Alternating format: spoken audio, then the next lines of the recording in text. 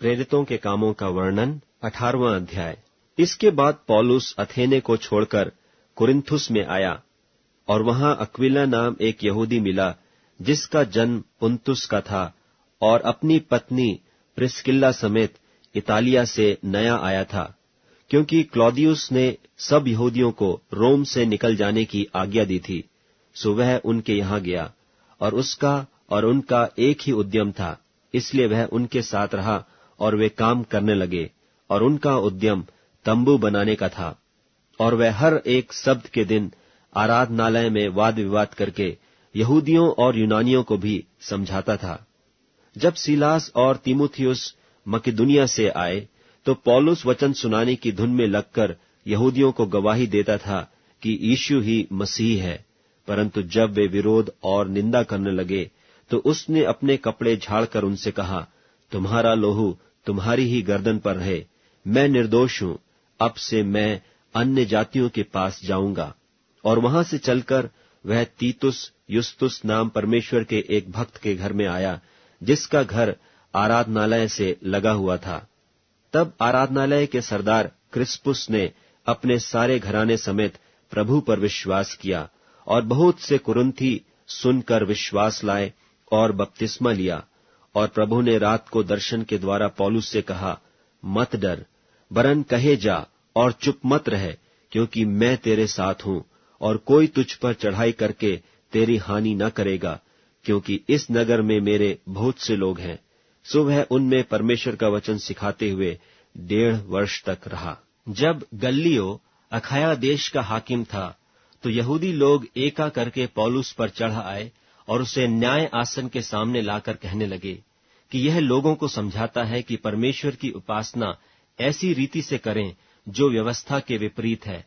जब पौलुस बोलने पर था तो गल्लियो ने यहूदियों से कहा, हे यहूदियों, यदि यह कुछ अन्याय या दुष्टता की बात होती तो उचित था कि मैं तुम्हारी सुनता, परंतु यदि यह वाद विवाद शब्दों और नामों और तुम्हारे यहाँ की व्यवस्था के विषय में है तो तुम ही जानो, क्योंकि मैं इन बातों का न्यायी बनना नहीं चाहता। और उसने उन्हें न्याय आसन के सामने से निकलवा दिया। तब सब लोगों ने आराधनालय के सरदार सोस्थिनेस को पकड़ के न्याय आसन के सामने मारा, परंतु गल्लियो ने इन बातों की कुछ भी चिंता न की। सो पौलुस बहुत दिन तक वहां रहा। फिर भाइयों से विदा होकर किंख्रिया में इसलिए सिर मुंडाया क्योंकि उसने मन्नत मानी थी, और जहाज पर सूरिया को चल दिया और उसके साथ प्रिस्किल्ला और अक्विला थे। और उसने इफिसुस में पहुंचकर उनको वहां छोड़ा और आप ही आराधनालय में जाकर यहूदियों से विवाद करने लगा। जब उन्होंने उससे विनती की कि हमारे साथ और कुछ दिन रहे तो उसने स्वीकार न किया, परंतु यह कहकर उनसे विदा हुआ कि यदि परमेश्वर चाहे तो मैं तुम्हारे पास फिर आऊंगा। तब इफिसुस से जहाज खोलकर चल दिया और कैसरिया में उतरकर यरूशलेम को गया और कलीसिया को नमस्कार करके अंताकिया में आया। फिर कुछ दिन रहकर वहां से चला गया और एक ओर से गलतिया और फ्रूगिया में सब चेलों को स्थिर करता फिरा।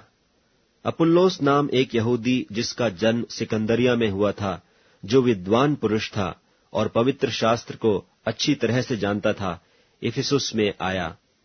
उसने प्रभु के मार्ग की शिक्षा पाई थी और मन लगाकर यीशु के विषय में ठीक ठीक सुनाता और सिखाता था, परंतु वह केवल यूहन्ना के बपतिस्मा की बात जानता था।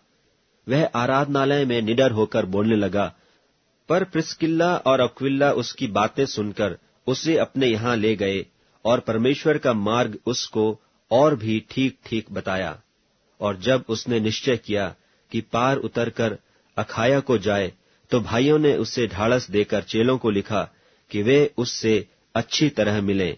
और उसने पहुंचकर वहां उन लोगों की बड़ी सहायता की जिन्होंने अनुग्रह के कारण विश्वास किया था, क्योंकि वह पवित्र शास्त्र से प्रमाण दे देकर कि यीशु ही मसीह है, बड़ी प्रबलता से यहूदियों को सबके सामने निरुत्तर करता रहा।